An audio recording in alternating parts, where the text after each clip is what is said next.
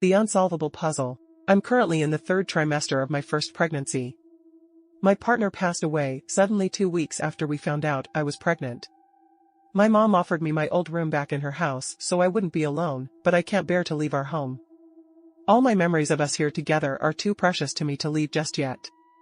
My family and in-laws live in a different state. It's about a 9-hour car ride from door to door, or a 2-hour flight. The empty house has been pretty isolating, but I've managed to keep myself busy. I've had a difficult pregnancy health-wise from the stress, and with the loss of my partner I've been given leave to work from home. I can't bring myself to finish the shows he and I started, so I find myself doing little tasks, reading books and lately, doing puzzles. I really enjoy the distraction of immersing myself fully in a massive jigsaw puzzle. The satisfaction of finishing one lifts my spirits. I've gone through nearly every puzzle I can get my hands on, and have practically picked the shelves of Target clean.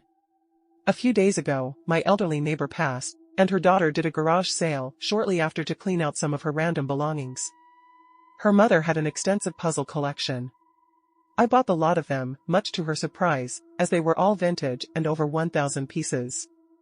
I thought they would make nice art pieces to frame once they were completed.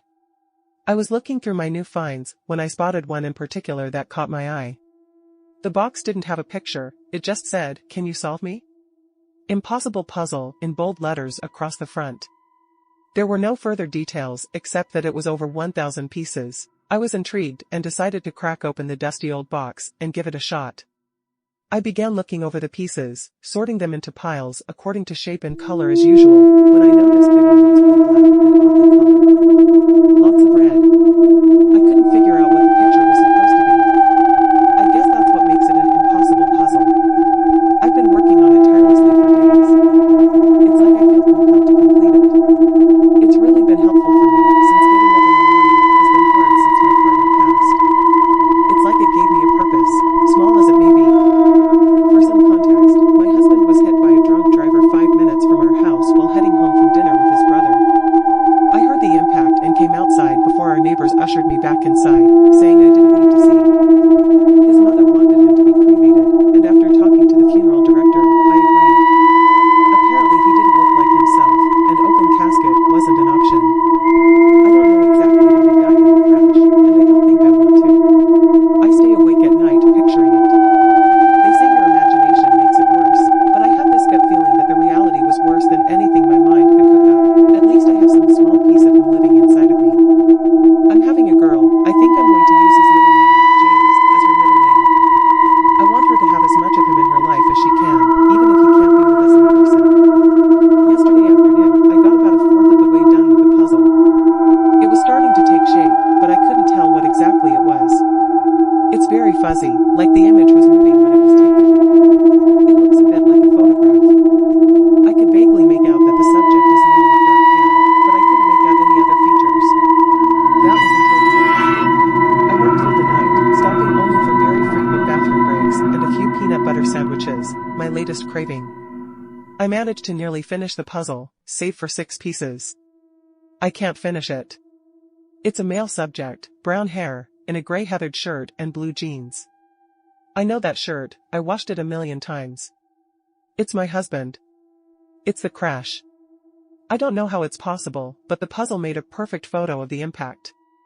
He's halfway out the windshield, his head spun nearly all the way around, eyes rolled back, lower half split open at the waist by the glass and the force of his ejection. His limbs are contorted in every direction, but the ones they should be going in. There's so much blood.